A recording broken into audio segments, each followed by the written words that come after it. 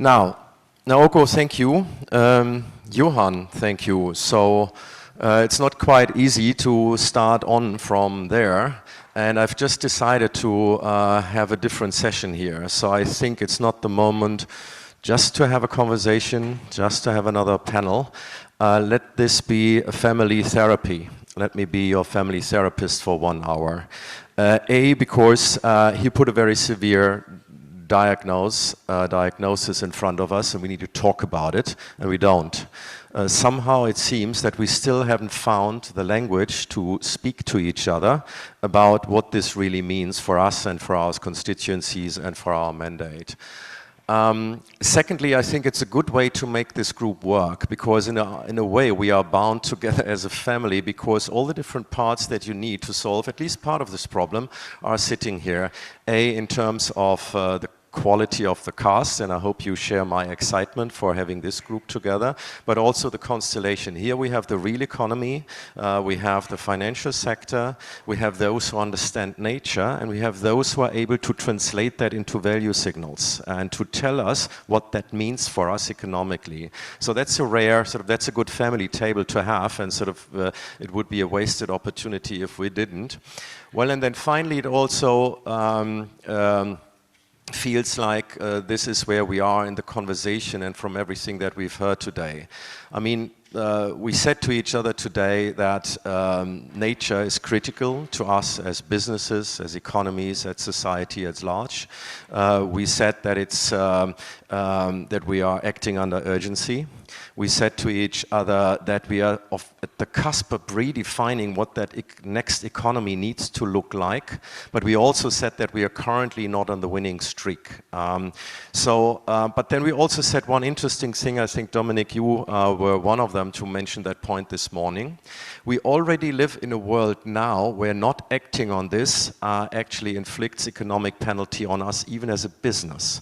So, of course, this inflicts societies, and that's why governments have to work. Taxation, spatial zoning, institutional oversight. That's why capital market regulators, those who set the rule of the financial game, have to act. Capital adequacy rules, disclosure rules, all of that. But they did also it's just about how it inflicts businesses. So we heard an example this morning of a company with a 6 billion EBITDA, was it, that doesn't have an equity story anymore because it has a balance sheet that can't carry these risks, and that might really be, if you go by the rule of it, that might be unbankable, uninsurable, and unfundable in the future. So it's real even today. And now we all grew up as market with liberal market economy training. We would sort of, if it's like that, why doesn't it solve itself? So if you incur losses in your value chain, then of course you would do something about it, even if government didn't act. Sort of, if you feel that there is massive systemic risk building in your portfolio, then of course this is the moment for you to act, and still we don't.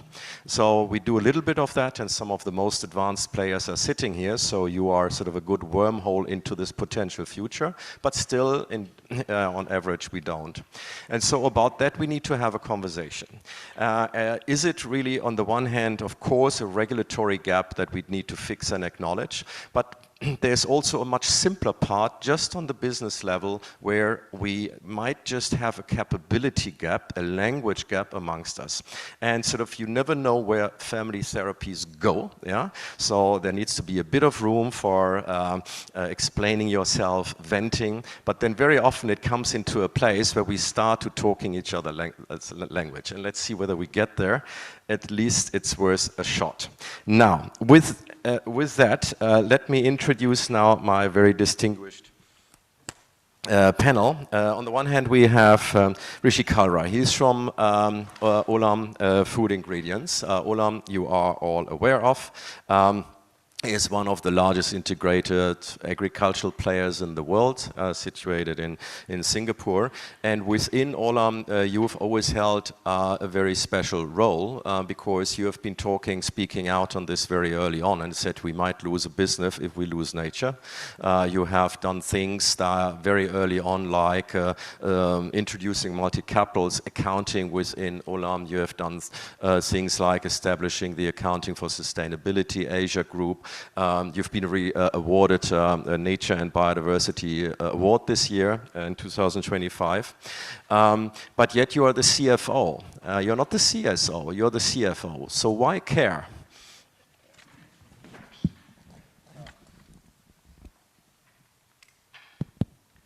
Good afternoon, everyone. Delighted to be here. This is clearly a topic which is very close to my heart. And thank you, Martin, for posing the question, why as a CFO, is it really relevant to me or not? And I might just go back a little bit because it is important to set the context right. For the industry that we are in, as Martin said, one of the largest global food and ingredient players in the world, all the way from farm to retail shelf, our business does get impacted by what we have heard just in the session before, and I'm sure through the rest of this whole day itself. Normally, sustainability, as we can imagine, and I'm going back more than a decade now, even today I still believe that not many finance professionals are glued on, but I'm saying going back, this is the year 2012. At that point in time, normally sustainability was becoming some bit of a buzzword. Organizations were talking about it, but it's still very much the remit of the CEOs. And then some CSOs, because the world had started taking note and CEOs started talking about it, that this is important to their business. At no point, finance professionals, and I blame myself equally, as accountants, we are very unidimensional. We only think numbers in the way they were supposed to be, in forms of financial statement, financial accounts, which was the only way people would understand that language. I remember my story so vividly because this was the year 2012, and by chance, and it is by chance that I got an invite by then Prince of Wales to come to the palace for a meeting with the CFOs. I had no idea what this was about, but I did go. I'm taking a little longer because it is important to understand my journey, and hopefully it'll benefit others too. I go there, and the simple ask by the prince then, now he's king, obviously, as we all know, was to call CFOs because he was meeting many CEOs, and every time he would ask them that why are you not doing enough in this space. And I give him a lot of credit for being a visionary as well in this area. And the CEOs were saying that we want to, but our CFOs are not giving us the money. So he thought that let me call the CFOs in the room and arm twist us to give money to the CEOs. But what I took back from that session was not just about giving money, clearly realized that there is a role for CFOs to play in this journey. And I came back for an industry that was so well being impacted, for a CEO who was known to be a visionary in this space, even I did not know enough. And I realized that the reason I did not know enough was because the topic was so complex. And unfortunately had been made even more complex by jargons around it. It was becoming very theoretical and not applicable. So when I came back, and Sunny, who some of you might know, he's a visionary in this space, really not just a thought leader, but has really transformed the way world thinks about it.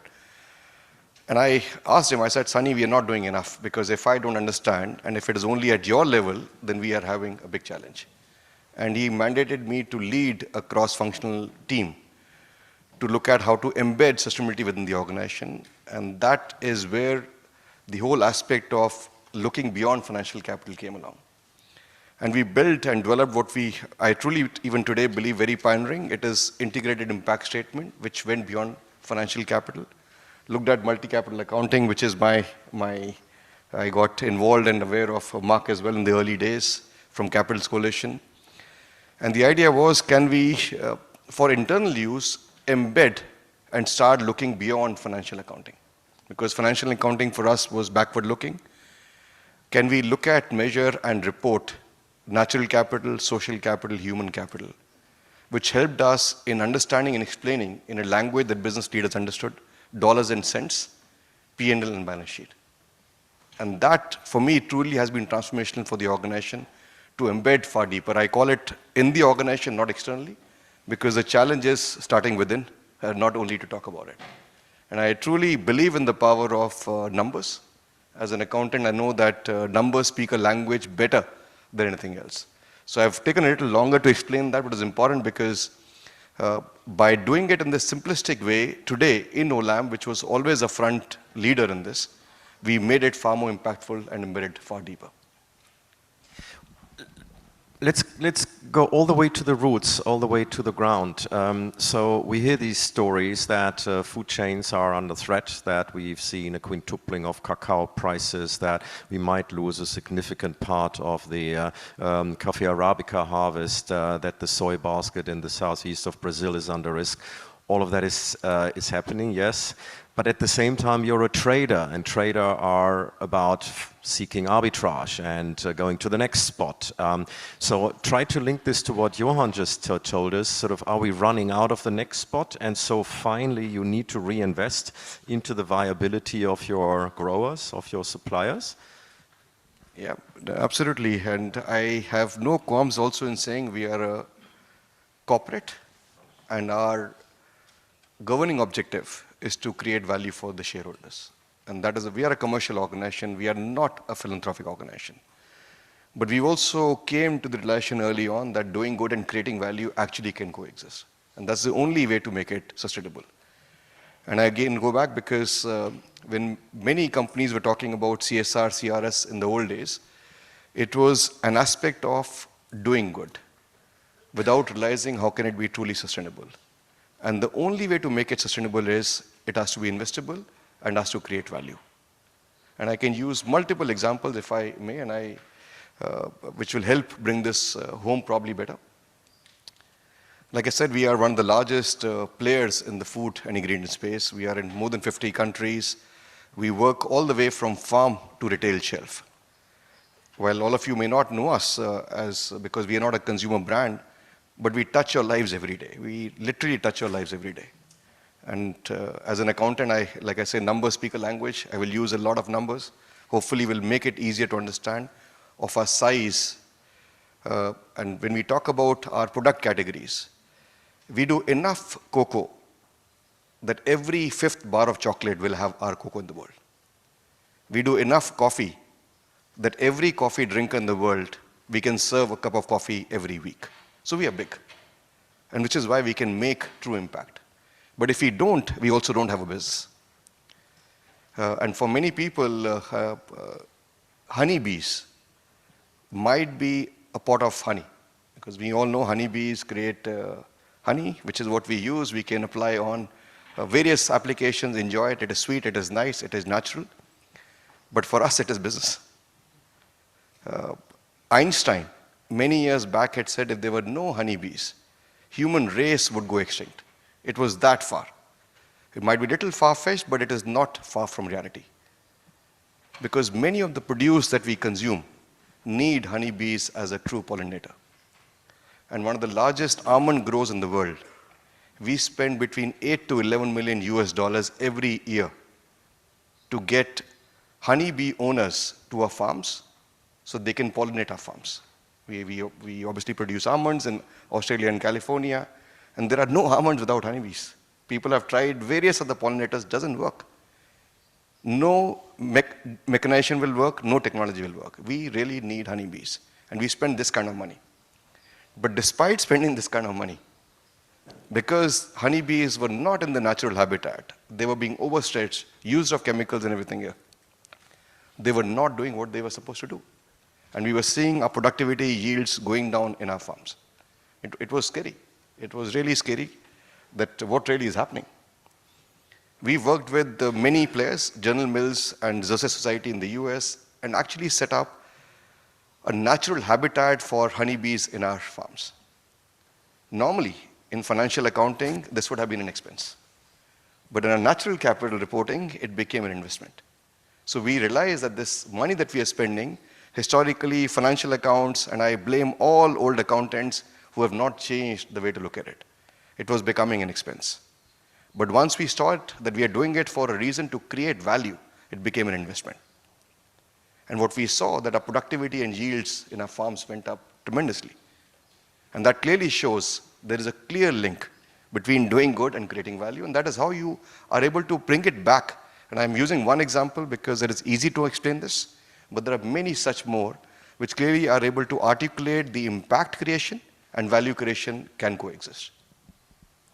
What's the one-sentence answer to your venting opportunity? Do you feel recognized for that by capital markets or debt markets, equity markets? Before I lead over to Yasutoshi. I clearly thought this is all about me now, but I will answer that before it moves on. It is growing, but not there fully. I'll be open and honest. While there is enough empirical evidence now to show that companies that are more sustainable, and what you just touched when you started the session, I'm not sure about the company you were referring to, that a company can go bust if they are not sustainable now, because they may not have a business model.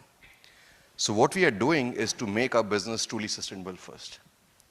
We are fairly certain, beyond the financial impact that we are seeing, because that's the straight link, dollars spent and dollars earned, that investors will truly want to put money behind businesses that are more sustainable and more for the long term. Otherwise, there is no business to run. Whether they fully appreciate, whether they fully understand, whether they fully value that, I don't think it is a case also. So it is changing, but still a long way to go. That's what I needed to lead over to you, Yasutoshi Miyamoto from Nippon Life. So it's one of the largest insurances. Through that, you are also one of the largest asset managers. I think, is it $700 billion AUM? Yeah, and you surprised everyone because it was Nippon Life that came forth with a report about Nippon Life's nature finance approach, where you went into all kinds of biological depths to explain how you're going to deal with this. And of course, sort of that raised attention, and so that's probably also how we got you here.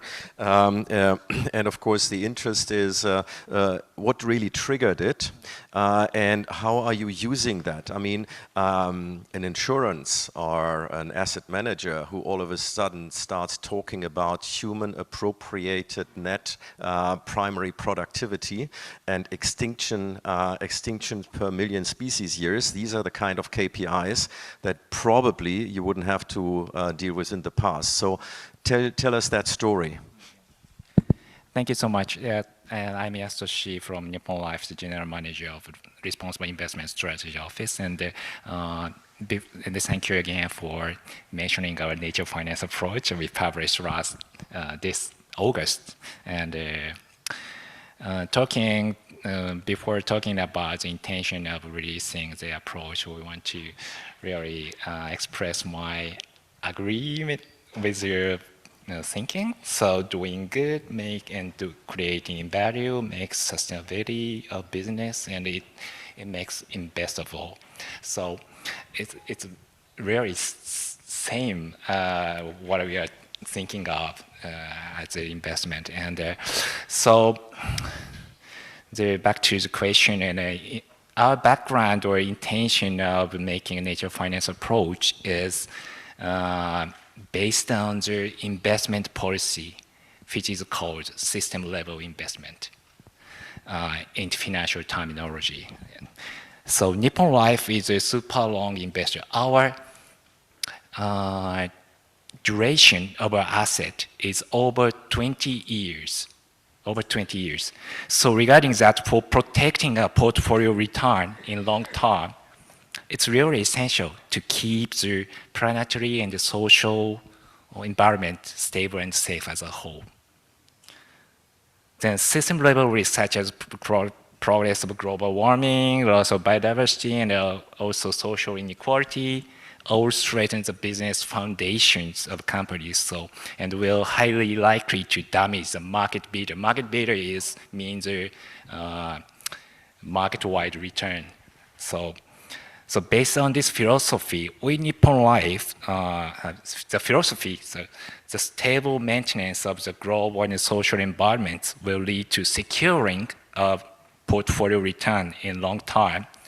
So we Nippon Life place importance on actively working to solve sustainability issues themselves. So we made nature finance approach. And last year, we made a transition finance framework. And both report, we use planetary boundary theory. So Dr. Johan mentioned. So the quick introduction, a quick presentation about our approach, nature approach. So when we make, starting to make our approach, we think that we want to understand what nature positive is. So nature positive is a very narrative word, but I want to understand what nature positive is in quantitative way. So to contribute to the really nature positive through our investment and engagement. Then we reach to the planetary boundaries, and we utilize two indicators along with planetary boundary theory. So one is NPP and MP you mentioned, and one more thing. Second one is extinction of species.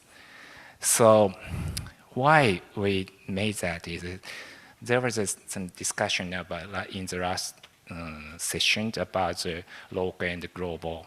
So NPP and HAMP I think represents the nature ecosystem. So to expand the nature activities in a strong way, so we need to embrace the broad range of sectors.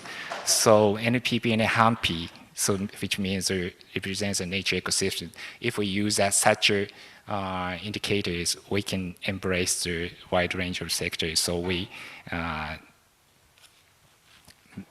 implement that indicators into our nature approach. Then so in our approach and with our thinking of system level investment, we are going to start to qualify the corporate activities as nature finance that increase in NPP and species or decreases in HAMP. HAMP means NPP which is used by the humans. So that's our approach. Yes. And can I stop here or more? No. And have you ruled out an investment or have you repriced an investment because the share of human appropriated net primary productivity was too high? So are you starting to manage your portfolio accordingly? I'm sorry. Are you starting to manage your portfolio, your assets? Or is that early days? Yes, it's just started this journey, so we didn't implement the NPP or HAMP calculation into a whole portfolio, but we just implement that theory into the specific investment opportunity. That's our stage. Thank you. And now, of course, we can check whether you did it right, because we have one of the leading experts for bioproductivity in this round, and I think that creates sort of one of these very interesting moments where all of a sudden asset managers have to talk to a completely new domain of science, and that's the moment. Keiichi Mochida, to get you into the conversation. You're with RIKEN, so thanks for your hospitality. One of the leading science organizations in Japan. And you are leading a group which is the Bioproductivity Informatics Research Team. So you are asking, where is biomass? Where can we find more biomass? And that, of course, raises interesting questions. Sort of how to measure it in such a way that is meaningful for steering portfolios. So that's the immediate trigger. But then you probably are also able to tell us whether we are barking up the right tree altogether. So do we have to stabilize forests? Do we have to stabilize soils in order to find the biomass that we need? Or are there ways for you with new phenotypes to intensify, and that solves the problem altogether? So I know you have prepared some slides, so we would be interesting to hear a sort of a short view into your world. Okay, thank you very much. My name is Keiichi Mochida from RIKEN, and yeah, as he mentioned, my background is the basic science, especially for the plant science, and now we are working on the how to establish the scientific discovery and scientific solution. Oh, sorry, if we have time, I can use the slide. And okay, so as President Konogami Sensei mentioned in the morning sessions, and we recently started the new project called the Planetary Resilience Science to fill the gap between our basic science and the Earth system science. As shown in the previous session, Professor Johan Rockström clearly mentioned the Earth system science has clearly illustrated our current situation, the global commons, and also the future situation. And we were considering how to transfer our scientific discovery to a more practical pathway to safeguard the global commons. We recently initiated a new research project called the Planetary Resilience Science for exploring the new scientific discipline, including the proactive safeguard strategy for restoring the conservation of the global commons, with these three pillars starting from the evaluation, the framework for scientific system transformation, and then we are now working on the resilience enhancing intervention technologies to develop the technologies for safeguarding the global common to integrate our research foundation of RIKEN. And also we are focusing on the mathematical foundations for the conservation of the global common. So probably I am being here to explain the realistic solution to realize and the collected data from the ecological samples, and now we can access the various kinds of the monitoring techniques, and starting from the remote sensing, as the Professor Crowther mentioned today's morning, that we can access the satellite-based forecast monitoring and the radar canopy mapping for the broad aspect, and also that we now can access to the acoustic, the visual chemical sensors to assess the phenotype more locally. And also the third one is a very common strategy to analyze the DNA from the environmental samples, which is providing the environmental DNA assessment and also DNA barcoding analysis, which might be associated with the productivity of plant and also the integrity of the ecosystem. Now, recently, this analysis can provide the single-cell metagenomics and also the long-read environmental DNA sequencing. And together with these analytical solutions, that we may integrate the environmental covariates such as the climate, the soil properties, as a kind of the covariate to make the models to abstract the integrity of the environment or ecosystems. So if we once develop the model, we can apply the models for the nowcasting and the forecasting. And the nowcasting is providing the mapping and the spatial upscaling in the seasonal cycles and disturbance of the response of the ecosystem, and also the forecasting is illustrating the longitudinal trajectory of the ecosystem dynamics and succession, ecological succession, the dynamic equilibrium, and also regime shift, possible regime shift in the local environment. And I like to explain the one a case study in RIKEN, and actually this was conducted by the Dr. Suzuki in the RIKEN Bioresource Center. Actually, he designed a computational pipeline, the computational framework for variable selection and model construction with the ecosystem network with kind of recurrent neural network system for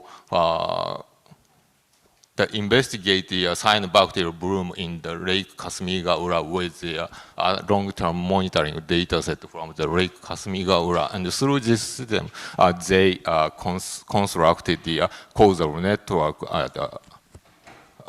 which display the relationship of the ecological component in the lake. So this kind of the system will provide the scientific foundation to estimate what kind of the factor is the key which is associated with the integrity or productivity in the and also the, how can I say, the robustness of the ecosystem.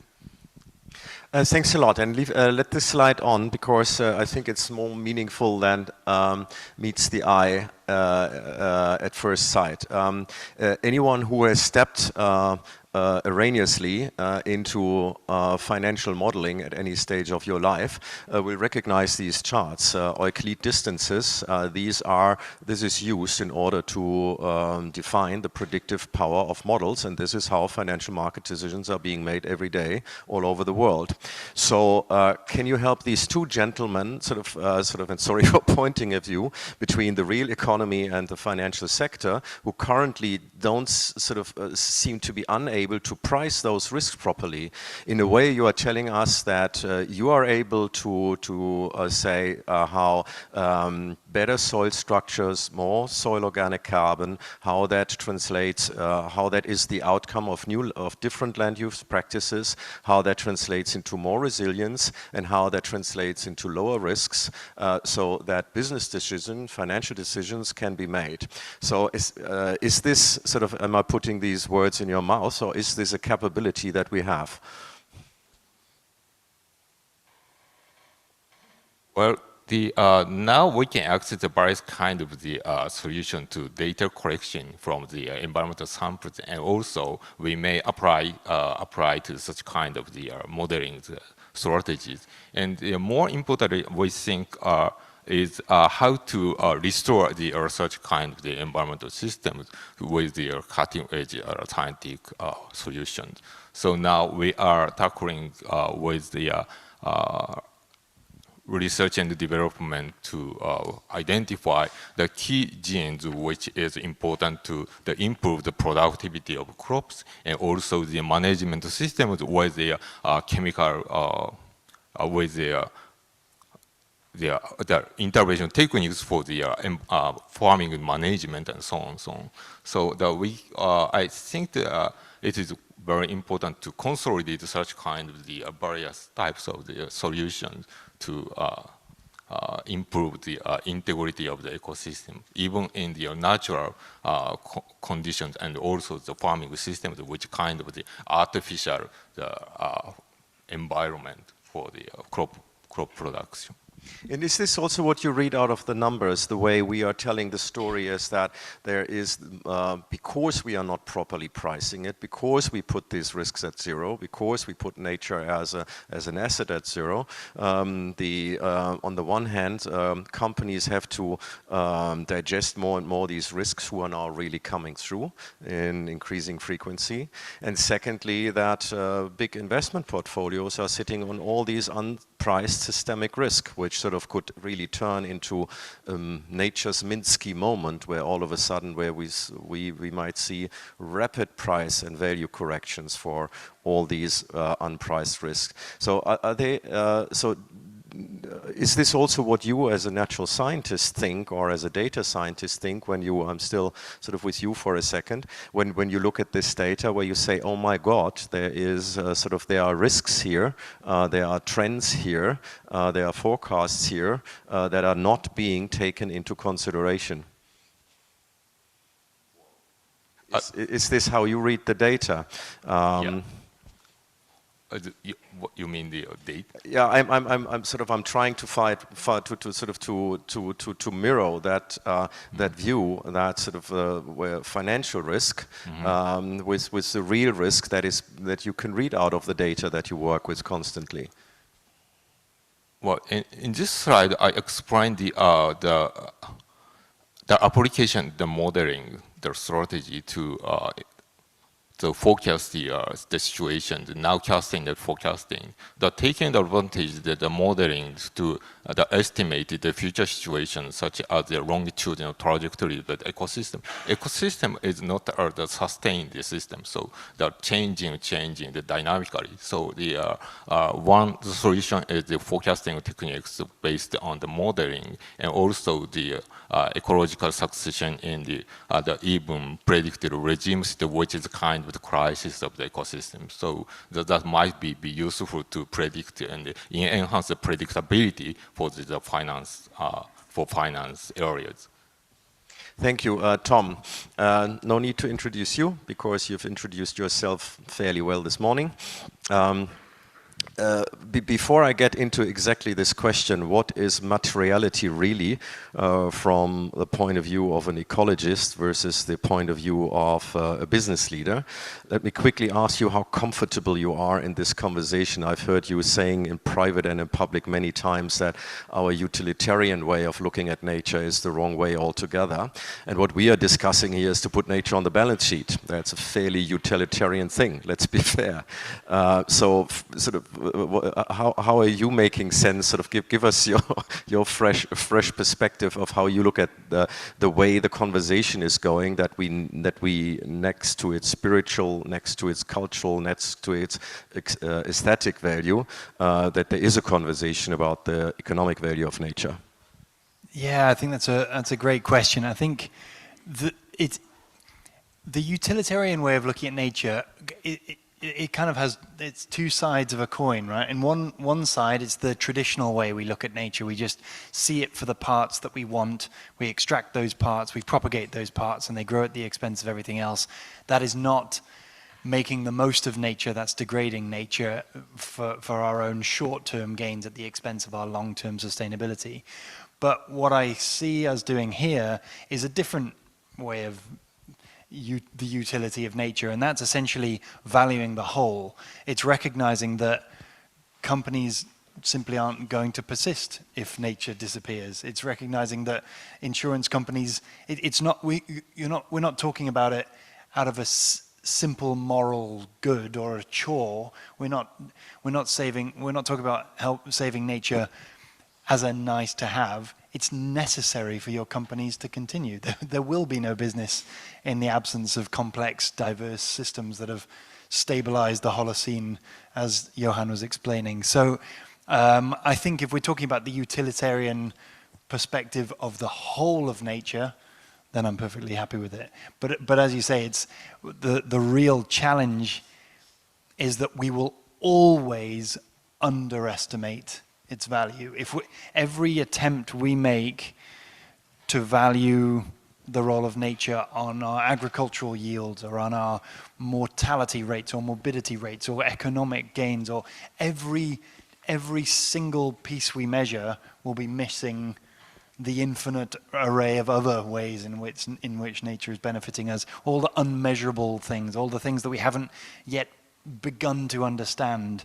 And so I guess that as long as we always recognize that every effort we take to value nature, we will always be underestimating it, I think then we'll be on solid ground. I've been hearing this 25 times in recent months, and I'm not exaggerating, that companies say we've run a materiality analysis and we found biodiversity not to be material. We find water to be material, so there are 2 or 3 plants that might run out of water. We find soil material because we have a value chain that is vulnerable, and so on and so on.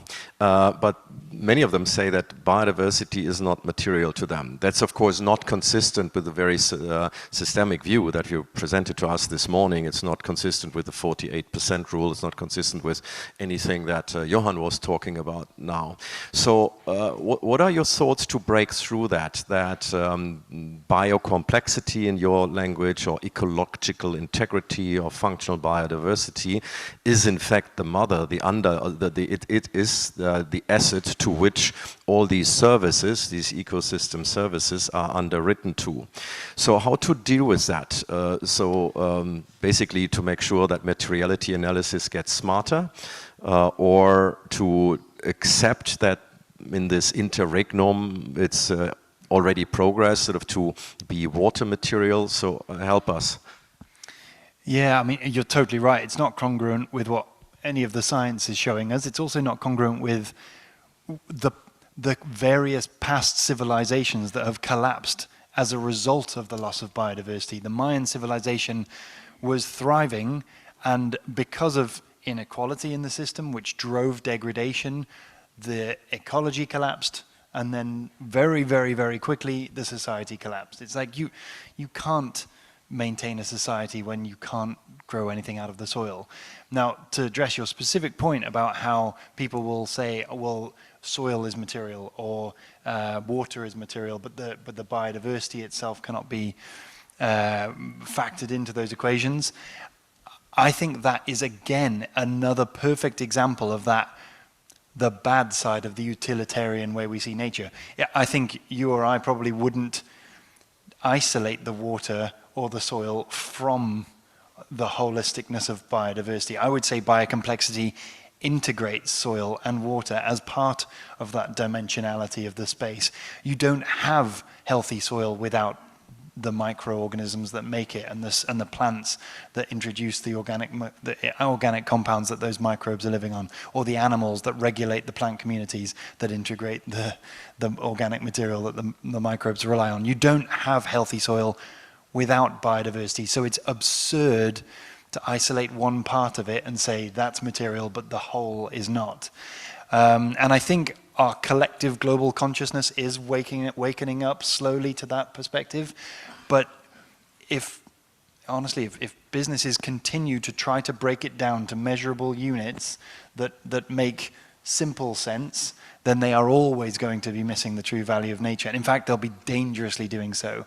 And it will lead to decisions that optimize exactly as we did before, exactly as every problem that we've ever faced has been driven by this tendency to focus on individual parts, and essentially it's doing exactly the same thing. Does that also mean that in a way it's not that difficult at all to provide the metric that everyone finds easy and can believe in, which is a hectare of ecological integrity or a hectare worth of seed index? From a scientific point of view, you are arguing that the currency is not as hard as many think, because it's about identifying integrity over a piece of land or ocean. I mean, I definitely don't want to oversimplify, and I also don't want to advocate for seed over any. There are others out there that are assessing integrity of the system. But yes, simply put, yeah, I agree. I think the tendency to oversimplify and measure just a unit of soil or a unit of water or a unit of species number it stems from a lack of an understanding of what nature is that leads to the tendency to oversimplify. We go, okay, well, I'm not going to study all of ecology, so I'm going to measure one bit that I know about or that I can understand. But that is no longer necessary. We have thousands of layers of ecological information across the entire planet that have been integrated by experts who've been working on this for their entire degrees, for their entire lives. And those aggregates of information can very, very accurately reflect the ecological integrity of any single parcel on the planet. So there's no way that the measurement of ecological health can continue to be the excuse. Of course it will continue to improve forever, but we have more than enough evidence about what an ecologically healthy pixel looks like. Yeah, there's this moment when family therapies get painful, and so we really need to go deeper into this one, because on the one hand, there are actors who are able to allocate capital into that critical infrastructure nature, but they act under fiduciary obligations. And one of them is to see that there is risk attribution. So you need to be able to demonstrate that better biodiversity, that better ecological integrity really translates into the economic outcomes that you need to be fiduciary responsible in front of your shareholders. And I'm looking at all of you. So is this strong enough to establish this now? So can we draw a line from biodiversity to economic outcomes? And is this good enough sort of for you to make fiduciary decisions on? Or are you saying, look, we make crazier decisions in other places, why not take a decision based on that robust attribution data? So how does that feel? So I think it's both, Keiichi, a little bit to you. Is this data good enough? Is this for fiduciary grade decisions? And what data do you need?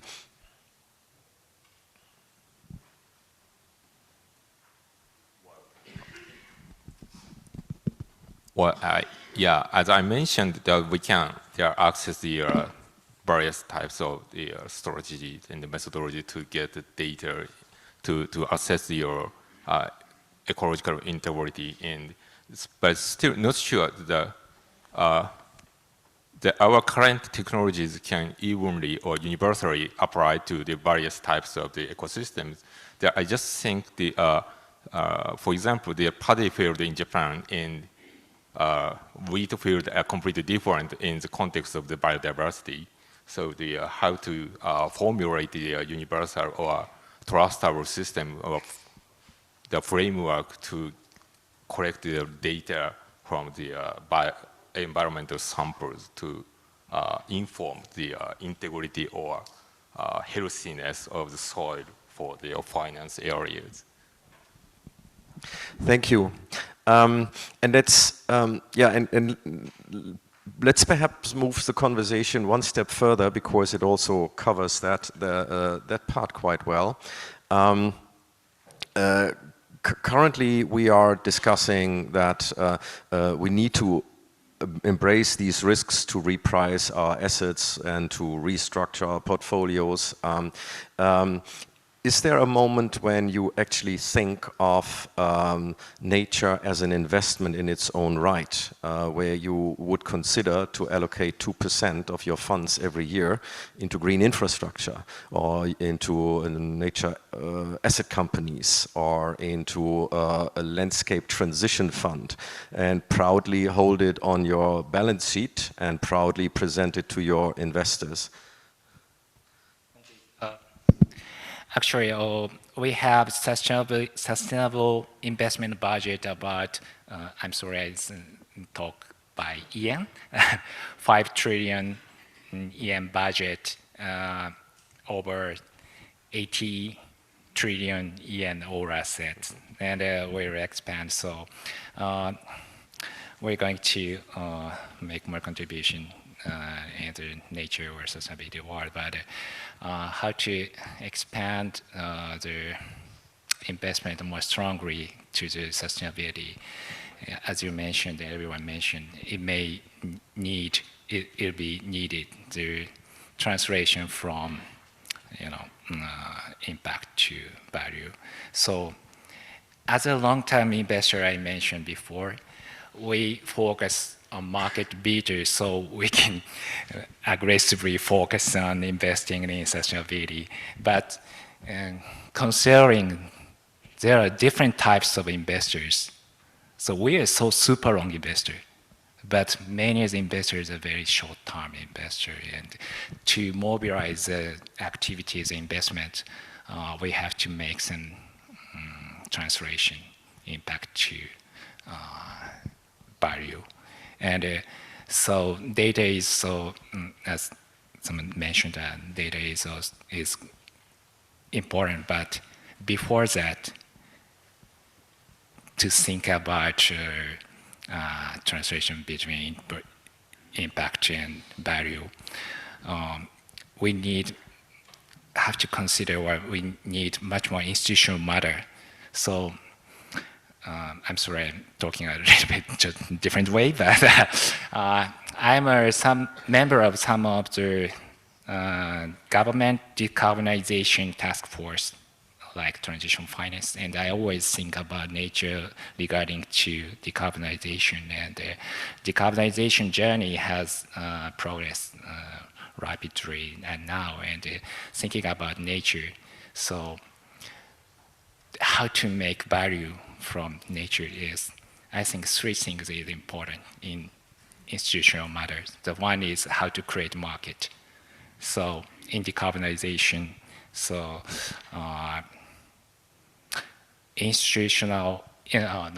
industrial transformation leads to create a market about decarbonization and spread to investors gather to that market.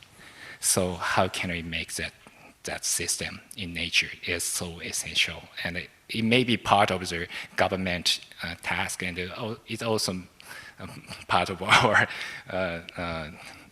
private sector's task is also. The second one is the pricing system about nature. So like cooperation, of Paris Agreement and market creation, if such things solve the issues entirely, it's very happy. But what we can see in the decarbonization area is pricing system. Carbon credit is critical, very important, and such pricing system will be needed in the nature world, I think. The one thing that is difficult is nature.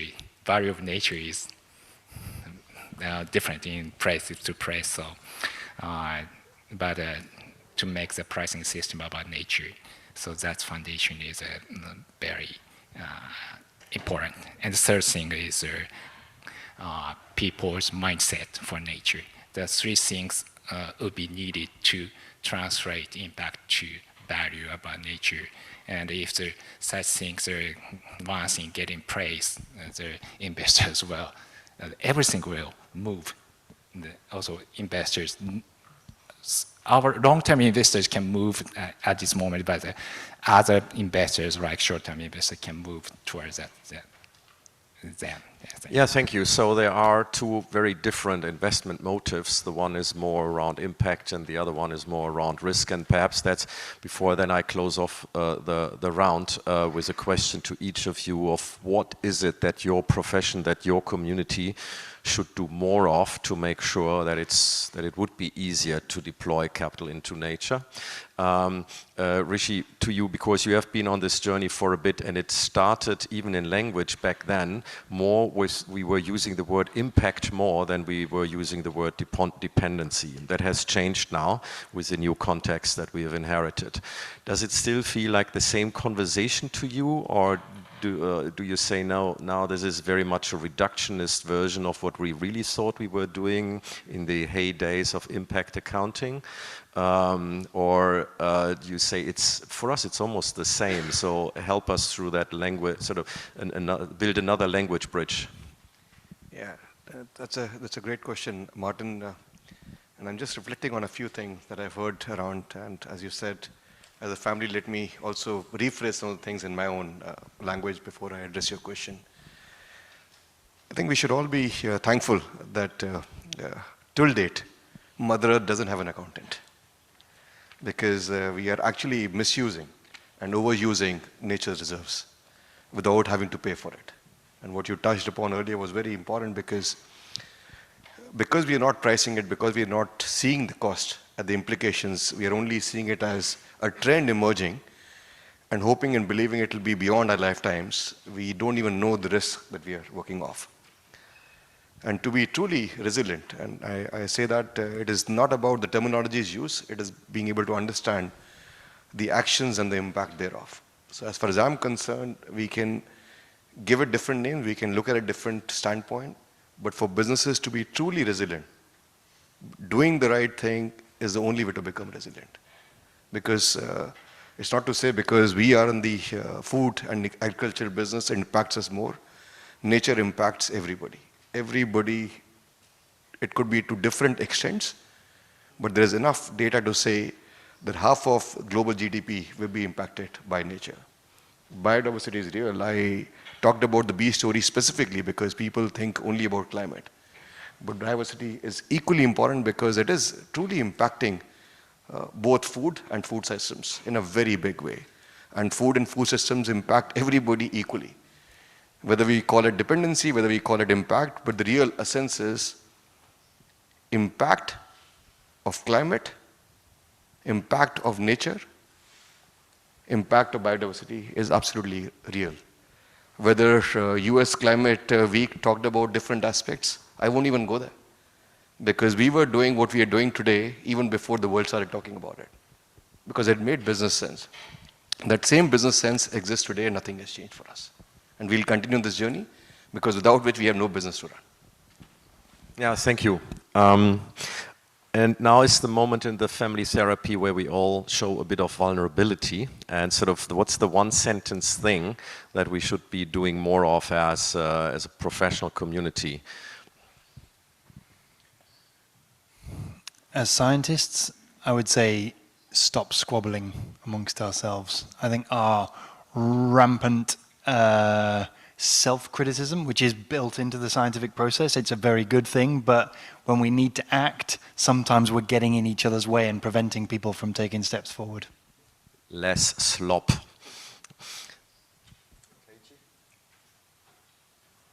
We are, of course, we are the scientists for the basic science areas. So still thinking that how to translate our scientific discovery to the safeguard the global commons and also provide the more practical pathways or solutions. In this context, we will provide. We may be able to provide the data collection strategies and also the modeling probably. And the context of asset production from the nature, probably we may have to establish the trustable framework for integrating the various types of the data analytics, including the modeling for the future formulation of the nature asset, I think. Family. Rishi. Because the more we complicate, the more we make people run away from it. So if you keep it the more simple, reasons we give them not to do anything at all. Yeah. And if we can draw the simple linkage of what it means for them in the language that they understand, they will adapt and adopt much quicker. Yasutoshi?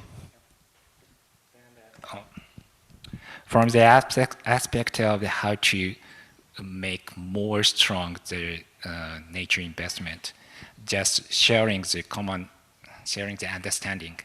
understanding about nature. So in financial sector, that's really important, I think. An applause to the panel, please. Thank you.